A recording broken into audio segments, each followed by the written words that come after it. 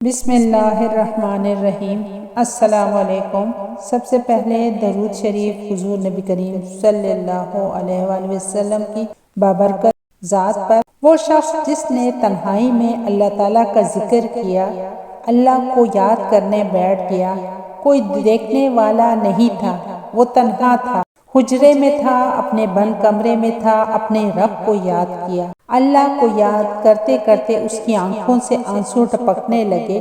اس کی آنسوؤں کا خراج دینے لگی، تو میرے اور آپ کے آقا حضرت محمد صلی اللہ علیہ وآلہ وسلم نے فرمایا کہ یہ آنسو اتنے قیمتی ہے کہ ان آنسوؤں کے بدلے میں قیامت کے دن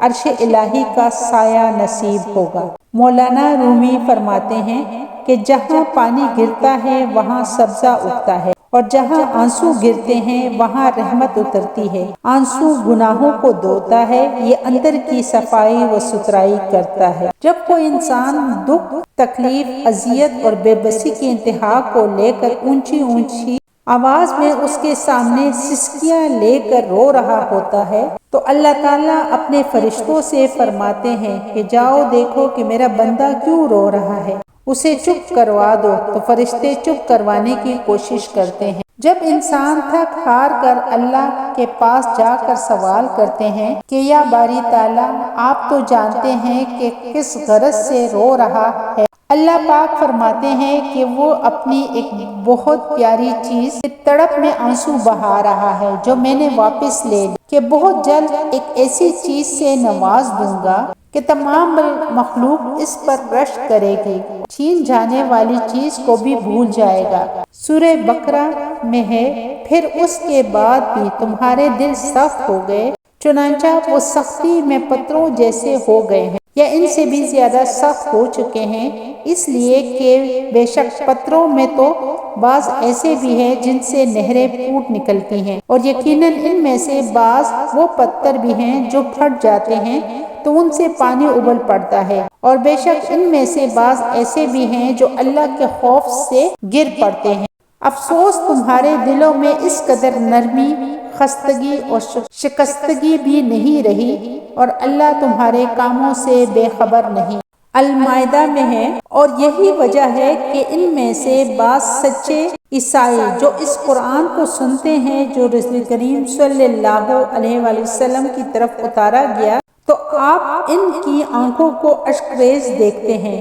یہ آنسوؤں کا جھلکنا اس حق کے باعث ہے جس کی انہیں معرفت نصیب ہو گئی ہے، ساتھ یہ عرض کرتے ہیں اے ہمارے رب، ہم تیرے بھیجے ہوئے حق پر ایمان لے آئے ہیں، سو تو ہمیں حق کی گواہی دینے والوں کے ساتھ لکھ لے۔ سورہ توبہ میں ہے،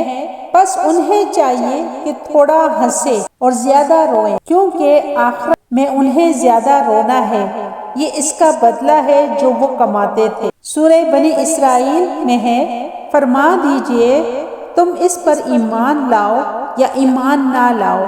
بے شک جن لوگوں کو اس سے قبل علم کتاب عطا کیا گیا تھا، جب یہ قرآن نہیں انہیں پڑھ کر سنایا جاتا ہے، وہ توڑیوں کے بل سجدے میں گر پڑتے ہیں اور کہتے ہیں ہمارا رب پاک ہے، بے شک ہمارے رب کا وعدہ پورا ہو کر ہی رہتا تھا، اور توڑیوں کے بل گریہ زاری کرتے ہوئے گر جاتے ہیں، اور یہ قرآن ان کے خشوع و خضوع میں مزید اضافہ کرتا چلا جاتا ہے۔ بس کیا تم اس کلام سے تعجب کرتے ہو اور تم ہنستے ہو اور روتے نہیں ہو؟ سورہ سجدہ میں ہے، جب ان پر خدائے رحمان کی آیتوں کی تلاوت کی جاتی ہے، وہ سجدہ کرتے ہوئے اور زار و قطار روتے ہوئے گر پڑتے ہیں۔ حضرت عبداللہ بن عمرو بن عاص رضی اللہ تعالی عنہ بیان کرتے ہیں کہ حضور نبی کریم صلی اللہ علیہ وسلم نے قرآن کریم میں سے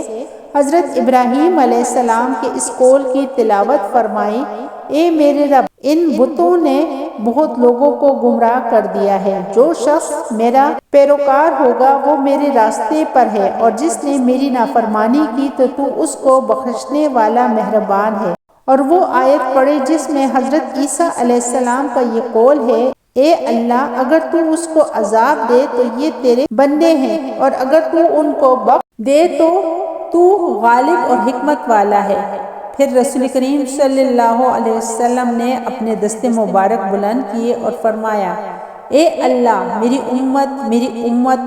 پھر آپ صلی اللہ علیہ وسلم پر گریہ طاری ہو گیا۔ اللہ تعالیٰ نے فرمایا، اے جبرائیل محمد صلی اللہ علیہ وسلم کے پاس جاؤ اور ان سے معلوم کرو، حالانکہ اللہ تعالیٰ کو خوب علم ہے کہ ان پر اس قدر گریہ کیوں طاری ہے۔ حضرت جبرائیل علیہ السلام رسول کریم صلی اللہ علیہ وسلم کی خدمت میں حاضر ہوئے اور آپ سے معلوم کیا کہ اللہ تعالیٰ کو خبر دی، حالانکہ اللہ تعالیٰ خوب جانتا ہے۔ اللہ تعالیٰ نے جبرائیل علیہ السلام سے فرمایا، اے جبرائیل علیہ السلام حضرت محمد صلی اللہ علیہ وسلم کے پاس جاؤ اور ان سے کہو کہ آپ کی امت کی بخشش کے معاملے میں ہم آپ کو راضی کر دیں گے اور آپ کو رنجیدہ نہیں کریں گے۔ حضرت عبداللہ بن عباس رضی اللہ تعالی عنہ روایت کرتے ہیں کہ میں نے رسول کریم صلی اللہ علیہ وسلم کو فرماتے ہوئے سنا، دو آنکھوں کو آگ نہیں چھوئے، ایک وہ آنکھ جو اللہ تعالیٰ کے خوف سے روئی اور دوسری وہ آنکھ جس نے اللہ تعالیٰ کی راہ میں پہرا دے کر رات گزاری۔ حضرت معاویہ بن حیدر رضی اللہ تعالی عنہ کا بیان ہے کہ رسول کریم صلی اللہ علیہ وسلم نے فرمایا،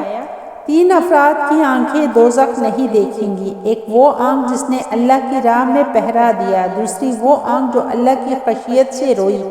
اور تیسری وہ جو اللہ تعالیٰ کے حرام کردہ چیزوں سے باز رہی۔ حضرت انس رضی اللہ تعالیٰ عنہ سے مروی ہے کہ حضور نبی کریم صلی اللہ علیہ وسلم نے فرمایا، اللہ تعالیٰ فرماتے ہیں، دوزخ میں سے ہر ایسے شخص کو نکال دو جس نے ایک دن بھی مجھے یاد کیا یا میرے خوف سے کہیں بھی مجھ سے ڈرا۔ حضرت ابو ہریرہ رضی اللہ تعالیٰ عنہ سے روایت ہے کہ حضور نبی کریم صلی اللہ علیہ وسلم نے فرمایا، اللہ تعالیٰ کے خوف سے رونے والا انسان دوزخ میں داخل نہیں ہوگا جب تک کہ دودھ تن میں واپس نہ چلا جائے اور اللہ کی راہ میں پہنچنے والی گرد و غبار اور جہنم کا دھواں جمع نہیں ہو سکتے۔ حضرت عبداللہ بن مسعود رضی اللہ تعالیٰ عنہ سے روایت ہے کہ حضور نبی کریم صلی اللہ علیہ وسلم، جس مسلمان کی آنکھ سے مکی کے سر کے برابر خوف خداوندی کی وجہ سے آنسو بہہ کر اس کے چہرے پر آ گریں گے تو اللہ تعالیٰ اس پر دوزخ کو حرام فرما دے گا۔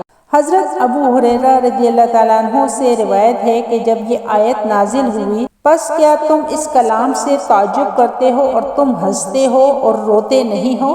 تو اہل صفا اس قدر روئے کہ ان کے آنسو ان کے رخساروں پر بہہ پڑے۔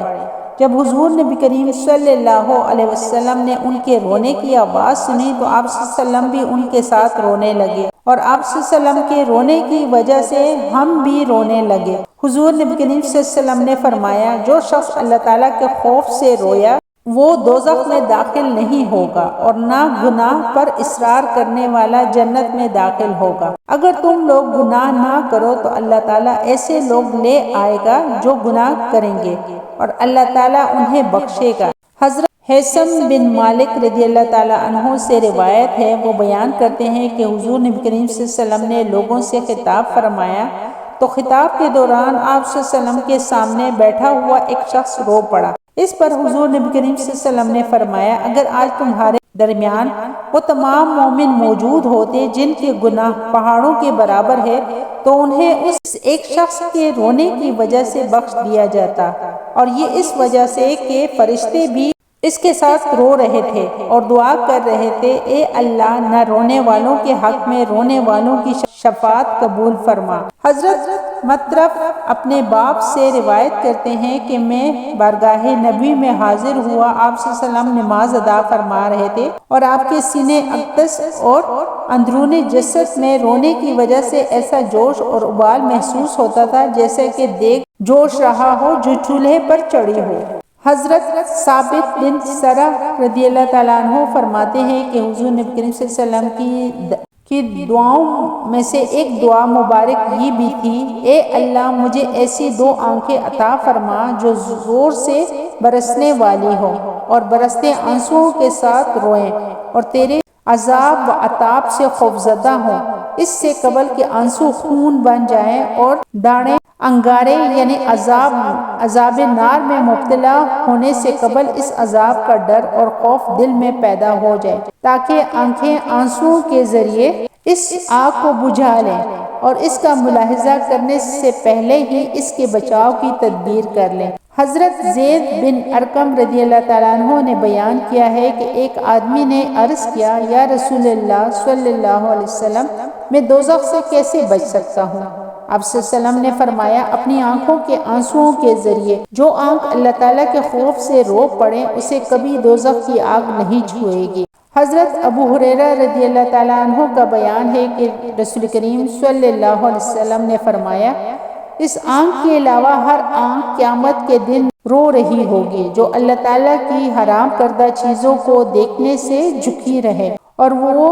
آنکھ جو اللہ کی راہ میں بیدار رہی، اور تیسری وہ آنکھ جس سے اللہ تعالیٰ کے خوف کی وجہ سے مکی کے سر کے برابر آنسو بہہ نکلے۔ حضرت عمر بن خطاب رضی اللہ تعالیٰ عنہ کسی آیت کی تلاوت فرماتے تو آپ کی ہچکی بن جاتی، اور کئی دن آپ گھر میں پڑے رہتے، آپ کی عیادت کی جاتی، لوگ آپ کو مریض گمان کرنے لگ جاتے۔ حضرت عمر بن خطاب رضی اللہ تعالیٰ عنہ نے ایک آدمی کو نماز میں گردن کو ضرورت سے زیادہ جھکاتے ہوئے دیکھا تو فرمایا، اے گردن والے، اپنی گردن اٹھاؤ، خشوع گردنوں میں نہیں بلکہ دلوں میں ہوتا ہے۔ حضرت علی بن ابی طالب رضی اللہ تعالیٰ عنہ رات بھر نماز ادا فرماتے، بہت تھوڑا سا سستاتے، اپنی ریش مبارک کو پکڑ لیتے اور بیمار شخص کی طرح لوٹ پوٹ ہوتے، اور انتہائی غمگین آدمی کی طرح روتے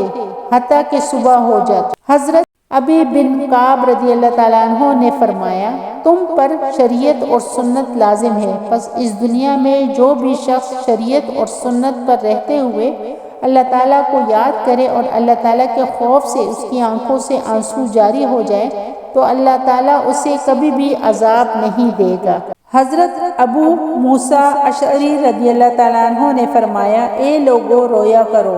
پس اگر تمہیں رونا نہ آئے تو کم از کم رونے جیسی صورت ہی بنا لو، کیونکہ اہل دوزخ خون کے آنسو روئیں گے یہاں تک کہ وہ آنسو ختم ہو جائیں گے، پھر خون کے آنسو روئیں گے یہاں تک کہ ان کے آنسوؤں میں کشتیاں چھوڑ دی جائیں تو وہ بھی چل پڑیں۔ حضرت حذیفہ رضی اللہ تعالیٰ عنہ نے فرمایا، آدمی کو علم کی اتنی بات ہی کافی ہے کہ وہ دل میں اللہ تعالیٰ کی خشیت رکھتا ہو، اور آدمی کو جھوٹ کی اتنی بات کافی ہے کہ وہ استغفر اللہ کہہ کر پھر لوٹ آئے، یعنی جس گناہ سے اللہ تعالیٰ کی مغفرت طلب کی اسے دوبارہ کرنا شروع کر دے۔ حضرت فضیل بن عیاض رحمت اللہ علیہ نے فرمایا، مبارک ہو اس شخص کو جسے لوگوں سے وحشت اور اپنے مولا سے انس ہو، اور جو اپنے گناہوں پر آنسو بہانے والا ہو۔ ویورز، مجھے امید ہے کہ آپ کو آج کی ویڈیو پسند آئی ہوگی، اور اگر آج کی ویڈیو پسند آئی ہے